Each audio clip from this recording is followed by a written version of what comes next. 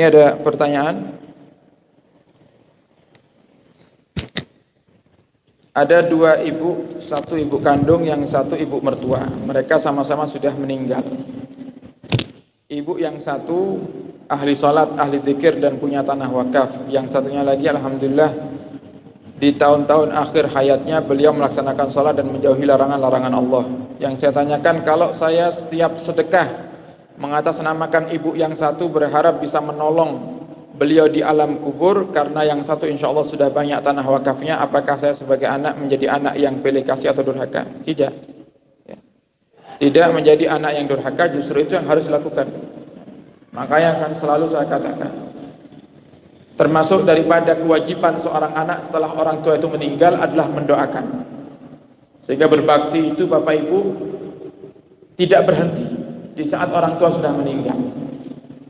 Jadi istilah berbakti itu tidak ada batas waktunya. Jadi kalau kita menjadi seorang anak, ya kita akan berbakti sampai kapan? Sampai matinya kita. Dan terus akan seperti itu berlanjut terus menerus. Makanya nanti anak kita akan berbakti kepada kita atau tidak itu tergantung kita. Makanya banyak di antara kita ini yang banyak bisanya menuntut anak.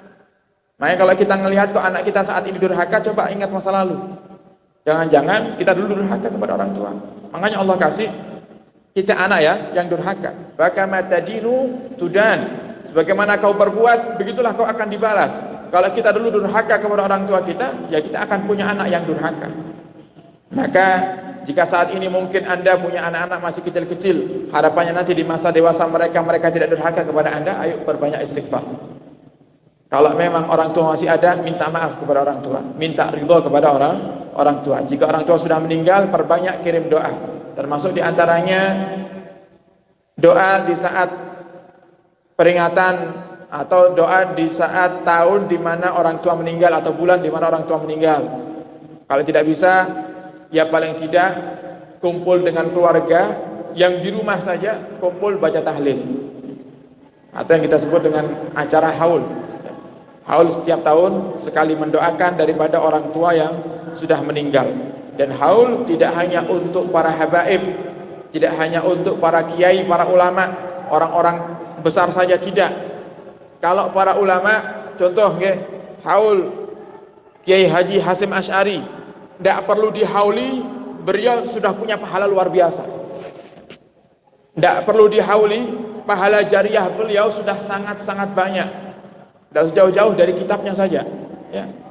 Kitabnya di mana-mana dipakai. Beliau punya kitab Adabul Alim wal Muta'allim. Setiap pondok pesantren saya yakin pakai kitab ini. Beliau juga punya kitab An-Nurul Mubin bi Mahabbati Sayyidil Mursalin. Kitab Nurul Mubin tentang kisah cinta para tokoh-tokoh ulama di masa dahulu terhadap Nabi kita Muhammad sallallahu alaihi wasallam, dan banyak kitab-kitab lagi tentang akidah, tentang bagaimana kita bermasyarakat. Banyak kitabnya beliau. Ketika kita baca, kok saya baca kitab itu di majelis ini misalnya, maka beliau mendapatkan pahala sebanyak orang yang hadir di majelis ini. Kalau para ulama, para kasih-kasih Allah dihauli, tujuannya untuk penyemangat bagi kita yang malas. Makanya di setiap haulnya para ulama, haulnya para kiai, haulnya para habaib, dibacakan tentang sejarah hidup mereka. Tujuannya untuk apa? Memang acara ini diadakan, tujuannya mereka tidak butuh dengan doa kita. Cuman kita butuh dengan keberkahan mereka. Dengan kita dengarkan, oh kisahnya haul Mbah Hasim Asy'ari, oh beliau itu seperti ini. Oh kisah Ki Haji As'ad Samsul Arifin seperti ini. Itu bisa kita tiru. Tapi kalau orang tua kita dihauli, memang mereka butuh dengan doa kita.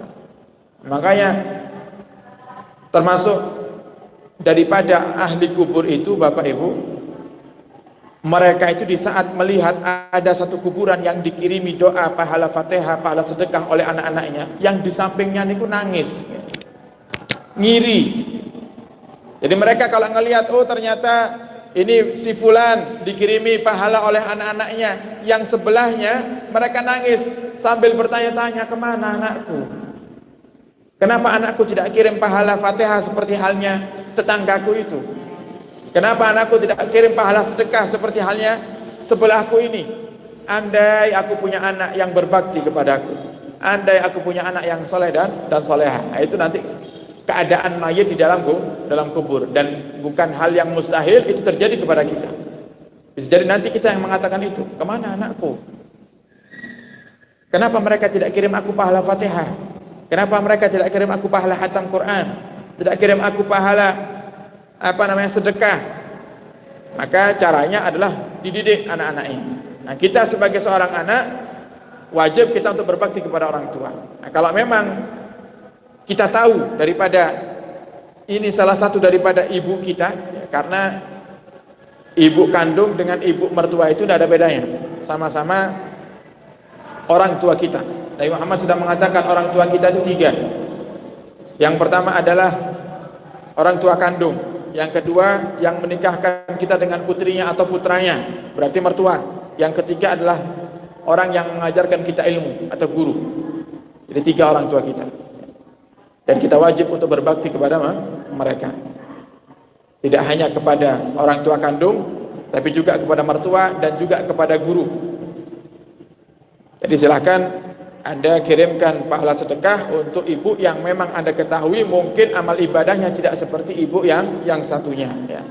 Tapi urusan mengirimkan pahala Fatihah, ya, pahala bacaan Al-Quran dihadirkan aja. Sebenarnya kalau mau dihadirkan dua-duanya pun tidak jadi masalah.